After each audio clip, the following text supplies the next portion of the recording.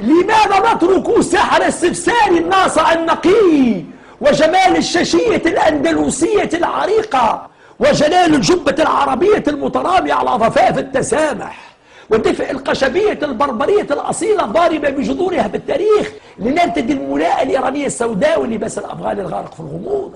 يا أخي ما عندناش الهوية التونسية بتاعنا. علاه أنا نلبس له الجلباب بتاعه وهو ما يلبسش الجلباب بتاعي؟ علاه أنا نحط العراقية بتاعه على راسي وهو ما يحطش الشاشية الحمراء بتاعيان على راسه؟ ثم الدين ليس له لباس معين، ما عندوش، افهمني، ما عندوش، البس اللي تحب اما على شرط استر روحك. ثم العقيدة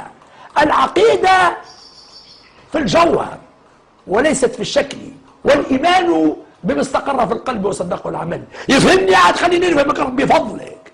انهارت لي ضربوني بكاس على راسي، وجاتني ضربه لا تقرا لا تكتب، تقول لي يا اسكت انا مبلعت السكينه بدمها، لا سكينه ولا فرشيطه ولا مغرفه، وما هوش خوف زاد، لان وراء ذلك الصمت هناك رساله، والغايه منها التسامح والسلام ومحبه الاخرين. يا اخي وقتاش باش تفهمني؟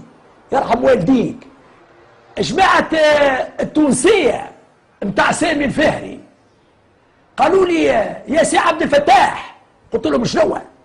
قالوا لي طنغر انت، قلت لهم مش بيني وليد صغير العب في الغميضه. قالوا لي ايش قولك نعملوا لك قلبوسه؟